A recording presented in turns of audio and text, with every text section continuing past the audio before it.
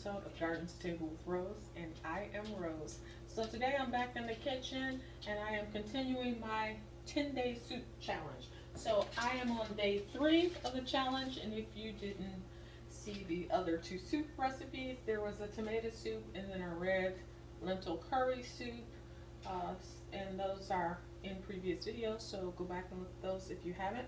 So today's recipe is Thai coconut soup. Now, I love Thai food, I love coconut, so this was looking like a winner from the very moment I saw it. So, I prepped all my ingredients to make this video hopefully go faster than some of my others. But basically, I'm doing a 10-day soup challenge. There's a different soup every day for 10 days, and I think the idea here is to introduce more vegetables into the diet. These are fairly quick soups so far, so I've been impressed. 25 minutes of cooking for the 2 that I've done before. So, and probably, the same for this one. So far, the tomato soup was definitely a thumbs up. The red lentil curry soup, I wasn't so crazy about. It was really carb heavy. This one, I've already decided on the adjustments I'm going to make before I even start. So, I'm preheating my stock pot here, and I got my little convection thing going on right here. So I'm getting that nice and hot because this thing doesn't heat up as well as the stove. So I have to, give it a little bit of extra time. Before I get started on this recipe, if you haven't already, click the like button, the thumbs up button on your screen, and click on the little yellow box that subscribes you to the channel. Alright, thank you. So, now this soup, the thing that stood out to me first was that it called for 7 cups of canned coconut milk, which is 4 cans of canned coconut milk. And I don't know if you've cooked with coconut milk before, but usually they're about 13.5 ounces, somewhere in there per can. Now, I can't imagine using 4 of these cans because coconut is pretty high in fat. So for example, this can has 5 servings. Each serving is a third of a cup, and each serving has 14 grams of fat. So take 14 grams of fat times 5 is how much fat is in 1 can. Now, coconut milk is pretty low carb, and I do appreciate the low carb, but I'm not interested in going overboard on the fats, even if it's a healthy fat like coconut oil or MCT oil. That's a lot. I've never used 4 cans of coconut milk in any recipe, and I cook a lot of ethnic foods, so that one was bizarre. So what I decided to do is use 2 cans, and I'm going to replace the other 2 cans with chicken broth, because I don't want mine to be that fatty. So I got 2 cans of coconut milk for this. You need 1/4 of a cup of Thai curry paste, and I get these by the case. It's just the grocery store brand of Thai red curry paste, Thai Kitchen. So whatever kind you have, you want to use a red one if you have a red one. If you don't, if you have like green or some other color, yellow, then you can use those. It's just be a different color, but the recipe calls for red. Then you need 2 teaspoons of maple syrup. I have never seen a recipe for a Thai curry that had maple syrup in it. So instead of the maple syrup, I have decided to do a little bit of fish sauce because that is prevalent in Thai dishes, and I keep that on hand. So I'm going to do a little bit of fish sauce, and then usually I would do brown sugar with that, but I have coconut sugar, which I think is a little bit more nutritious than brown sugar.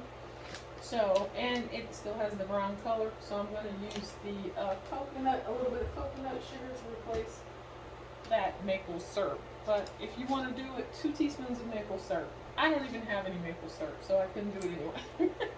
And then salt and pepper to taste, 1 carrot thinly sliced, 1 cup of mushrooms thinly sliced, 2 zucchini spiralized. Now, I've already prepped my vegetables to make this go a little bit faster. I probably have a little bit more than a cup of mushrooms in here because I used a little 8-ounce container and I just used all of it except for the stems. I just used the tops. I got 1 carrot in here. I also put bell pepper in here because I had some that needed to be used up.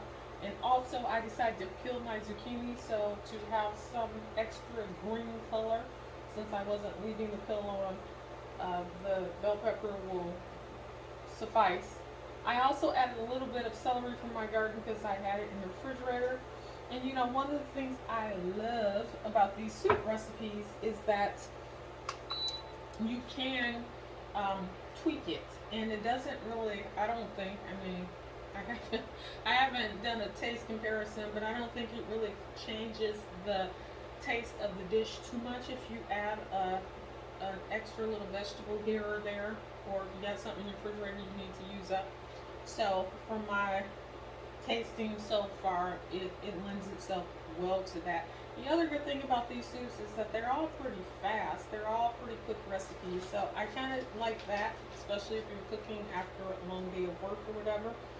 Okay, so that's all you're needing for the soup. I did not spiralize my zucchini. I had zucchini left from my garden, and they were humongous zucchini, so there's no way they would fit on my spiralizer attachment. So instead, I just peeled it, and then I removed all the seeds, and then I thinly sliced my zucchini. So the zucchini is in little slices, thin slices, and so I have that set. 2 zucchini, that's pretty broad, depending on the size of your zucchini. I'm thinking store-bought zucchini, which usually aren't that long. They're about this long, and you know, I would say about 3 inches thick. So I just guesstimated, and this is what I came up with, which is way more probably than the recipe calls for, but I need to use it up. And then for garnish, they have some suggestions. You can use whatever you want. Basil is a good garnish for Thai dishes, so you could use that if you have any fresh basil. But what I am using is a little chopped green onion. I have a serrano pepper that I have also chopped up.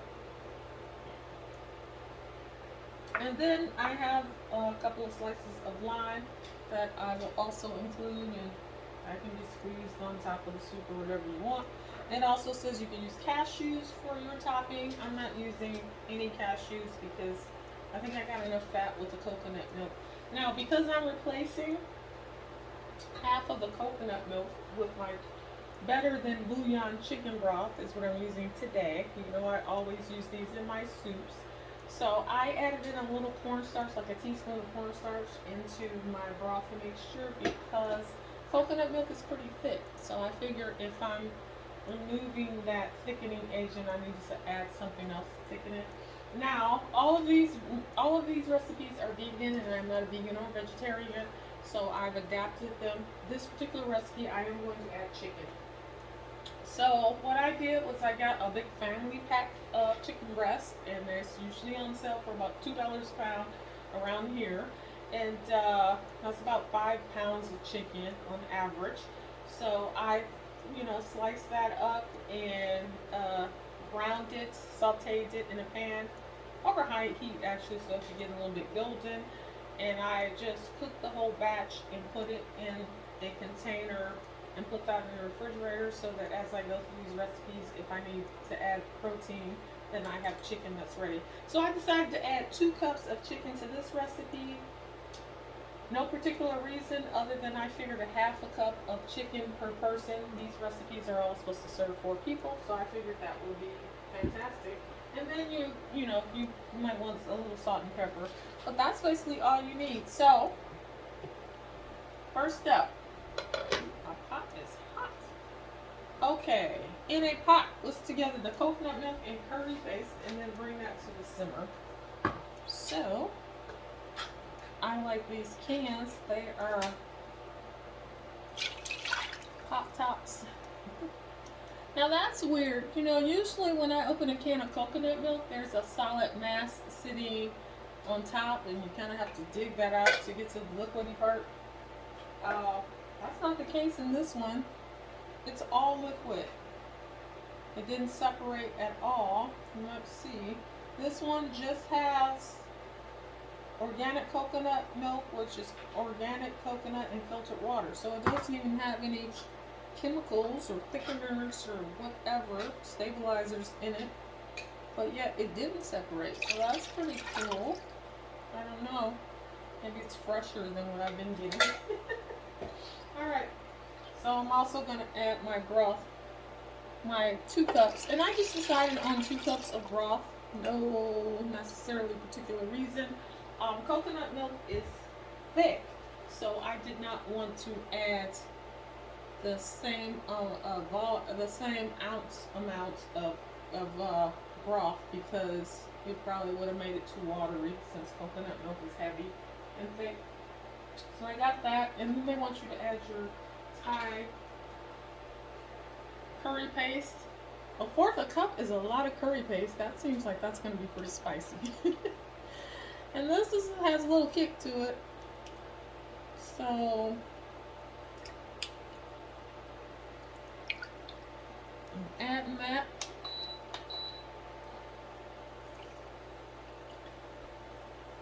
And I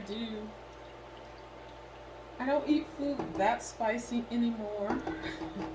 Just because of my age. I don't tolerate spicy food like I used to when I was 25. So I don't. Actually, I'm going to use all of this just because I don't want to put it back in the fridge. I don't want to have to restore it. So it might make it a little bit spicy, but we'll just taste it and see what we need to do. But I don't want to put this jar with like 2 teaspoons or a tablespoon left back in my fridge, because this has to be stored in the fridge once it's open. So I am going to just put it all in there. I'm going to cover this because this thing takes forever to get up to speed.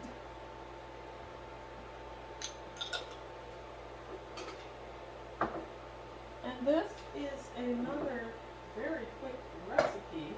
Again, I do like that about this challenge. All the recipes seem to be ready in less than an hour. Alright, so we have to bring this to simmer over medium heat. Then it says to add your maple syrup, salt, carrots, and mushrooms. Simmer until the carrots are tender. So like I said, instead of that maple syrup, I'm going to put some fish sauce and a little bit of coconut sugar. But first, we have to wait for this to reach a boil. And then after you add these things, it says simmer until the carrots are tender. So, you know, I slice my carrots pretty thin. You know, as thin as I can get them with a knife. I didn't put them in the food processor or anything. So I imagine it wouldn't take longer than 20 minutes for those carrots to get soft. So we're going to do that. And then after it's tender, you come back, you add the zucchini, you cook just for a minute so let the zucchini get soft. And then you serve it with your little condiments or toppings. And that's it. Like, that literally is the soup. So what I'm going to do is when I add the zucchini, that is when I'll add my chicken, because it's already cooked. It's already browned and cooked up, so I just need it to warm through. I don't want it to get tough, so I'm not going to cook it for a long period of time. So I'll be back once this reaches a boil.